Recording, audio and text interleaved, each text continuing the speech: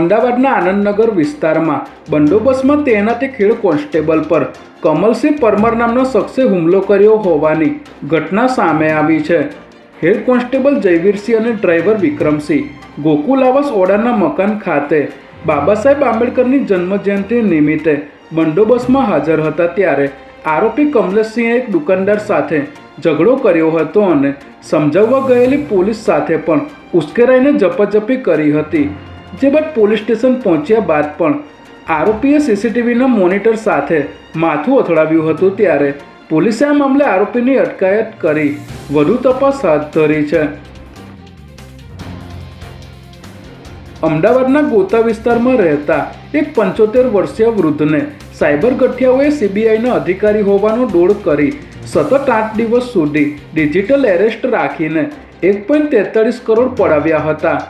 ગઠિયાઓએ વૃદ્ધના દસ્તાવેજોનો દુરુપયોગ કરી money laundering અને અશ્લીલ વિડીયો મોકલવાના ગુનામાં સંડોવણી હોવાનો ડર બતાવીને આ છેતરપિંડી આચરી હતી. જેમાં વૃદ્ધનો વિશ્વાસ જીતવા માટે વોટ્સએપ પર બનાવટી એફઆઈઆરની નકલ, એરેસ્ટ ઓર્ડર અને કોર્ટના નકલી પત્રો પણ મોકલી આપ્યા હતા. ત્યારે અમદાવાદ સાયબર ક્રાઇમે આ મસમોટી છેતરપિંડીના મૂળ સુધી પહોંચવા તપાસ શરૂ કરી છે. રિવરફ્રન્ટ પર એક્ટિવા ચાલકને બચાવવા જતા સ્પીડમાં જતી કાર ડિવાઈડર કૂદીને સામેના રોડ પર ચડી ગઈ હતી.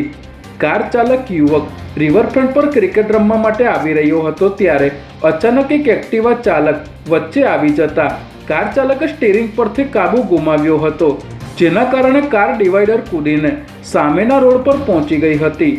સદનસીબે આ અકસ્માતમાં કોઈ મોટી જાનહાનિ થઈ ન હતી. ત્યારે ઘટનાની જાણ થતાં જ ટ્રાફિક પોલીસ ઘટના સ્થળે પહોંચી હતી અને કારને રોડ પરથી દૂર કરી હતી.